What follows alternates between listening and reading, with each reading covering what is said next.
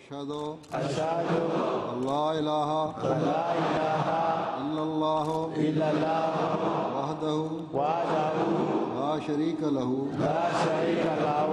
وأشهد أن محمدا عبده ورسوله.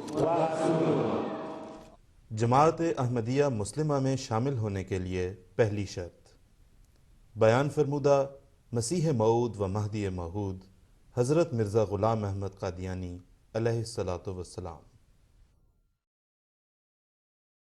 بیعت کنندہ سچے دل سے عہد اس بات کا کرے کہ آئندہ اس وقت تک کہ قبر میں داخل ہو شرک سے مجتنب رہے گا. قرآن پاک میں اللہ تعالیٰ فرماتا ہے: اعوذ باللہ من الشیطان الرجیم بسم اللہ الرحمن الرحیم. ان اللہ لا یغفر ان يشرك به ويغفر ما دون ذلك لمن يشاء ومن يشرك بالله فقد افترى إثما عظيما.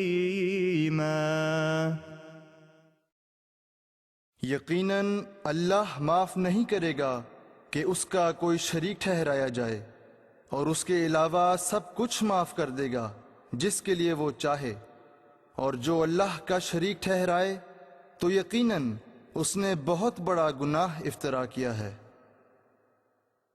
اسلام کی اس خوبصورت تعلیم کے بارے میں حدیث نبوی صلی اللہ علیہ وسلم. عبادہ بن نسی نے ہمیں شداد بن اوس کے بارے میں بتایا کہ وہ رو رہے تھے. ان سے پوچھا گیا کہ آپ کیوں رو رہے ہیں؟ اس پر انہوں نے کہا، مجھے ایک ایسی چیز یاد آ گئی تھی جو میں نے رسول اللہ صلی اللہ علیہ وسلم سے سنی تھی، اس پر مجھے رونا آ گیا.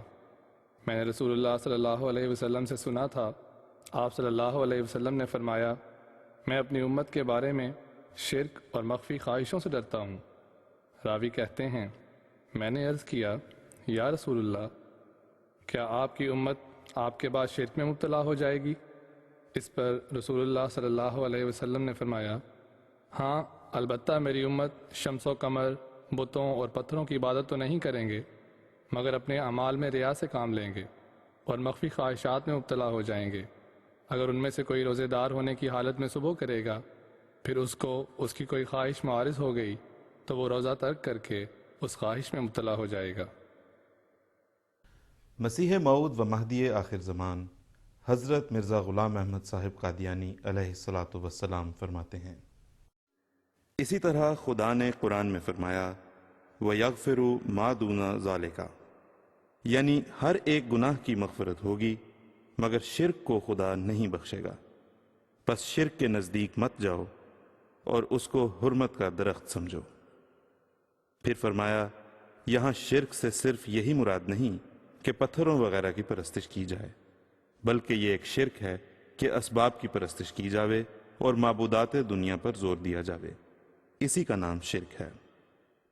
امام جماعت احمدیہ عالمگیر امیر المومنین حضرت مرزا مسرور احمد صاحب خلیفۃ المسیح الخامس ایدہ اللہ تعالی بنصرہ العزیز نے فرمایا، ظاہری شرک بتوں، مورتیوں، چاند سورج کی عبادت کر کے نہ بھی ہو تو ریا اور خواہشات کی پیروی ہی شرک ہے. اگر ایک ماتحت اپنے افسر کی اطاعت سے بڑھ کر خوشامد کی حد تک اس کے آگے پیچھے پھرتا ہے اور خیال کرتا ہے کہ اس سے میری روزی وابستہ ہے، تو یہ بھی شرک کی ایک قسم ہے.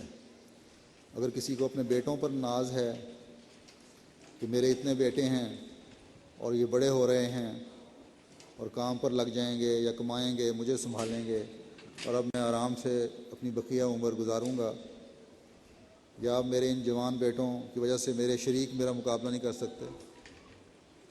برے صغیر میں ایک شریکے کی، بلکہ تیسری دنیا ساری میں ایک رسم ہے بڑی گندی، میرے شریک میرا مقابلہ نہیں کر سکیں گے، مکمل انحصار ان بیٹوں پر ہے۔